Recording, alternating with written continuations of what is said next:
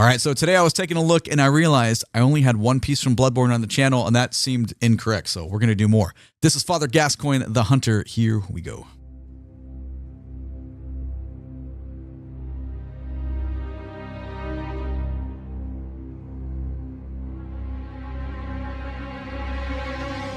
Ooh, that was nice.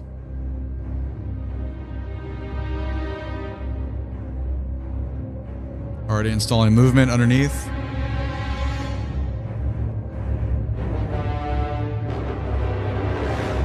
Oh, wow. Okay. Tigga-da-da, tigga-da-da.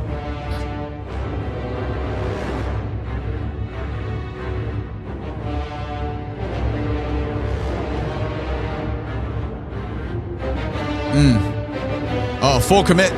Full commit to the motif.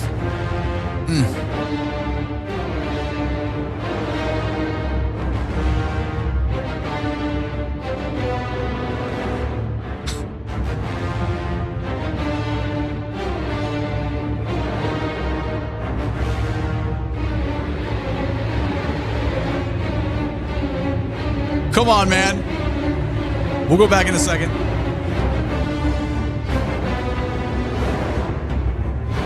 Oh.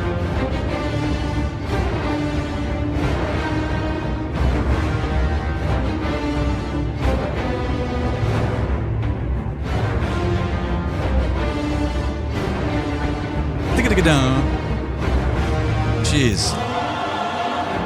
Okay, wow, we got there. Yeah, we don't want to get to that section yet. Let's go back and talk about, we're about 1:40 in. What a beautiful, dark, and brooding display of take this motif, build, and increase everything. Put the pedal down. I like that quite a bit. I was hooked at the very beginning, though. Now, granted, I've only done one Bloodborne piece, but this is in alignment with what I was kind of expecting just from how much I liked the other one.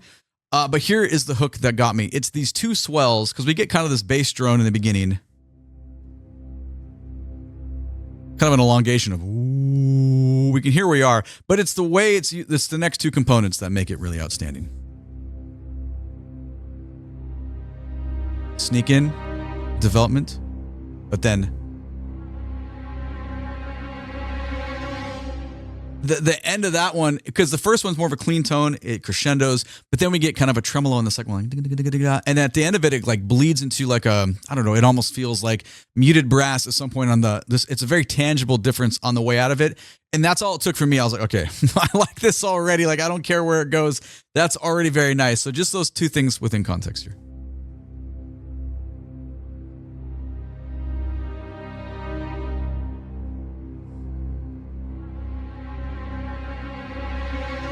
You know what I'm saying? Jodon, Jodon, Jodon, Jodon. And then that like shackling kind of bass low end. It's lost in the sauce down there, but it's just enough from our string basses and the way they're being bowed to kind of produce that movement that's going to be underneath. And it's a very, if you're into it, it's in a very attractive sound. But I'm into that kind of stuff, so works for me. It gives purpose, though, because we're about to be there. We're still kind of decorated with those swells and all the characteristics that those are bringing. Ba-ba-ba, ba-ba-ba, and then kind of a blatty crescendo from trombones there and other low brass.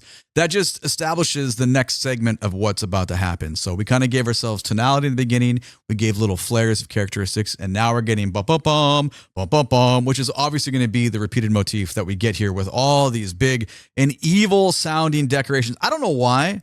You know, I've always been a nerd for this kind of stuff. Like, there's not an immense amount of things happening. They're just big, dark, and evil. I just prefer that kind of sound.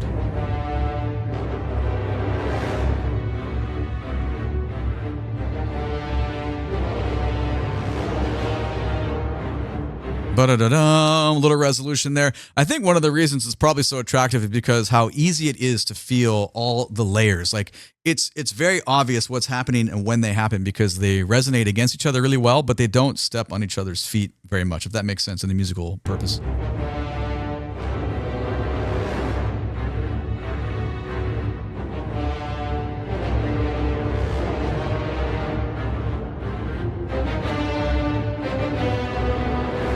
same line. We increase the dynamic, meaning it gets louder. We put more string players on it. It's a much more rich and bold sound of the material that we had just a second ago.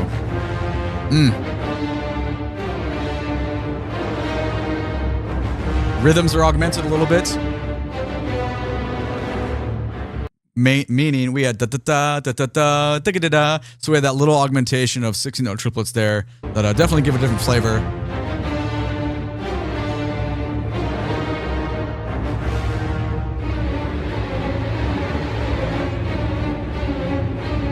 Yeah. Yeah, that's almost like a storm kind of going back and forth with kind of split parts moving between how those are orchestrated and laid out on the ink on the page. That's pretty exciting to listen to. Again.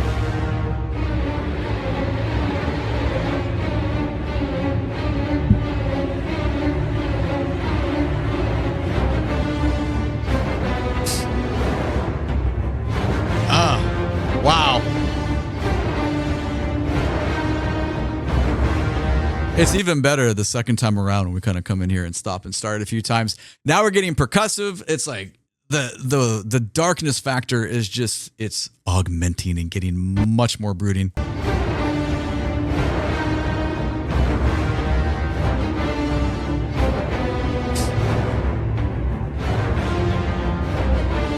It's pretty groovy too. Like there's a backbeat in that, you know?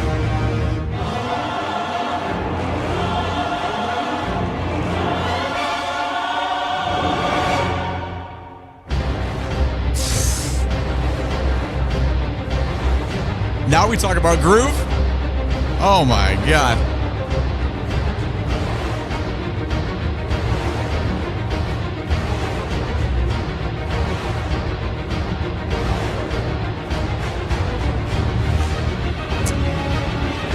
Oh man.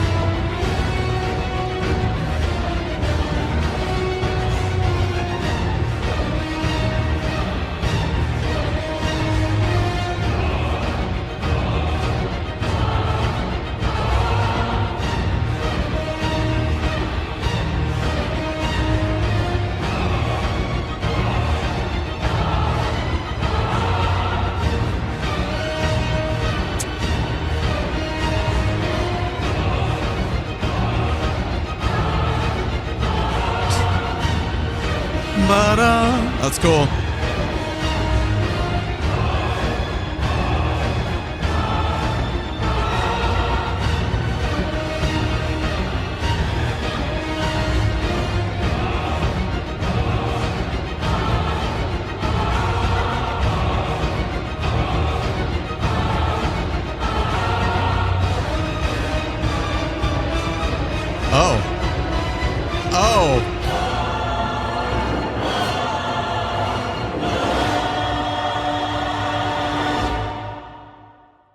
That's something. Okay, the second half is very different than the first half. I love it equally. You know what? Actually, I think the first half was my favorite as far as the musical techniques that were being used.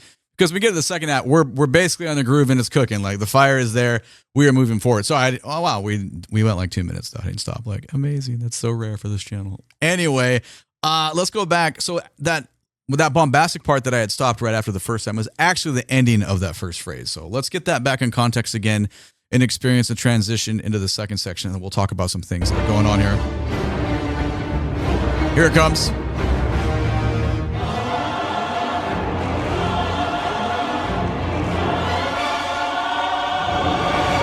That's very interesting because both like and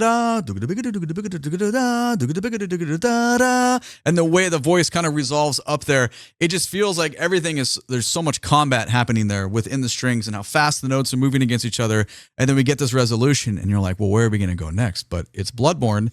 And then you go somewhere completely, well, you know what? It just depends on what you were expecting. I wasn't expecting it to go into this like like this straight up groove, but groove based in like super dark sounds. So I'm happy all ways around. Let's get the transition one more time. Let it get into the groove and then we'll talk about it.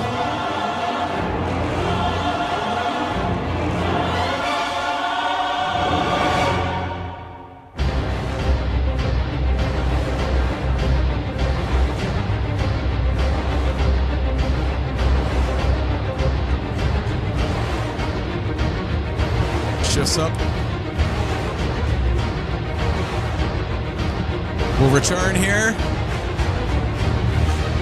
Oh, we just add on actually. So you can hear that it's just based around 1E and a 2E and a 3E and a 4E. Yeah, like it's all a 16-note groove, but it's in the pocket and it works really well for what's going on. Because underneath you still have the random swell. Well, they're not really random. They're cultivated in patterns, but I guess random in comparison to how the digga feels, all the big, dark, brooding swell and crescendos underneath feel, it lines up though. Random was definitely the wrong word. So I'm like backpedaling, like, no, wrong vocabulary. It lines up pretty good. And it's just forward motion the entire way. Where the first half, we did have motion. Remember when the basses came in, we're like, okay, there's some things here. We're adding movement to this, but it was nothing like this at all. Like this is very, very, very forward. We're way more on the front side of the beat. I feel like the anticipation is coming. You're kind of being propelled forward here. Let's talk about the other elements besides the fast notes. Like we obviously know the fast notes. Let's listen to other stuff.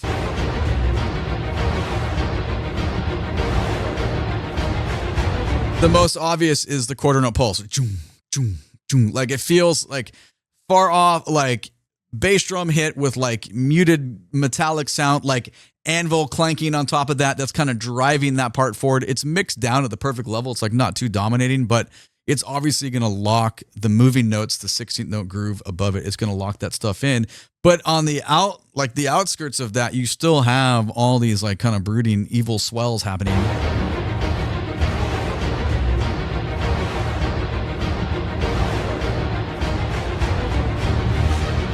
Jump, bump, bump, bump, bump, bump. Everything feels pretty, I guess not random at all at this point, but it works really well. I would say the beginning half was more, there was more guesswork needed for like the experience of the listening experience, to where now it's telling us exactly where we're going.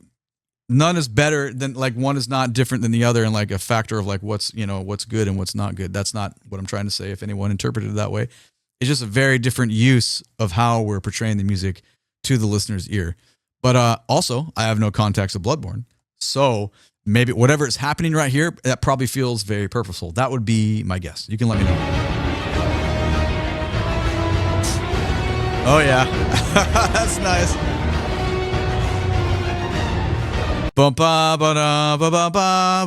Whatever this theme was right there, that's really, we pretty much had only rhythmic content, so we're getting a little bit more melody here within this darkness. It's good writing.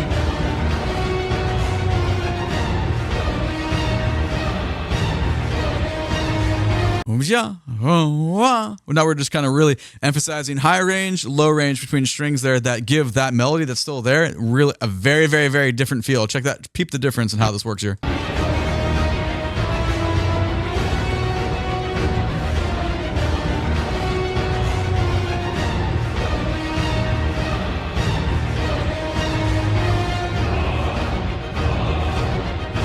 Choir fills in similar roles.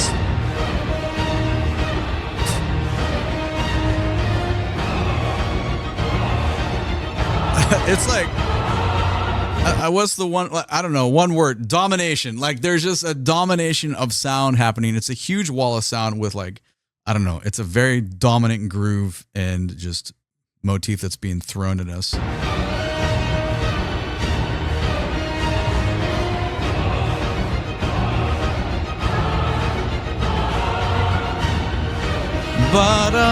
Bum.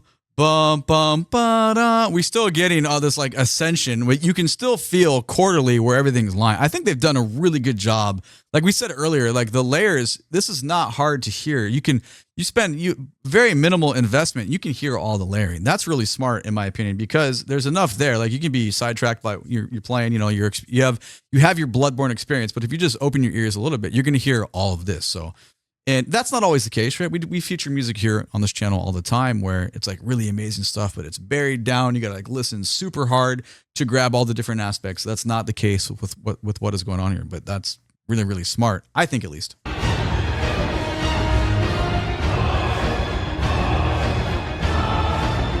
Super high-end register violins, my God.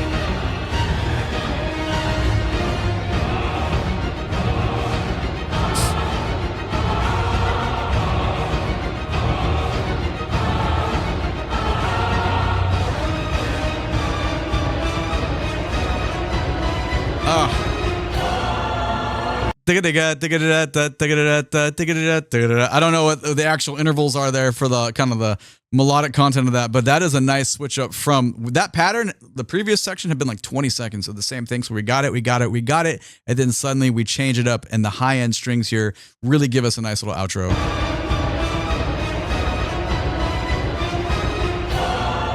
The horns were going nuts underneath that. Huge wall of sound vocally within the choir, the mass of voices in the choir, and then the horns kind of shrill up and meet that. So, man, that was pretty exciting. So I feel like it was definitely a mistake on my part only doing one track from Bloodborne, and then we waited, I don't know, like years, way too long. So we have this. We've got this one now. What else should we be doing? Please and thank you. Let me know down in the comments below. My name is DrumRollTony. Catch me when I'm live on Twitch. You can find a link for my socials down in the video description below. Please and thank you. Click the like button. Subscribe to the channel so you can catch the next video. Have a great day. I appreciate you being here. YouTube thinks you want to watch one of these two videos next. Take it easy. Bye-bye.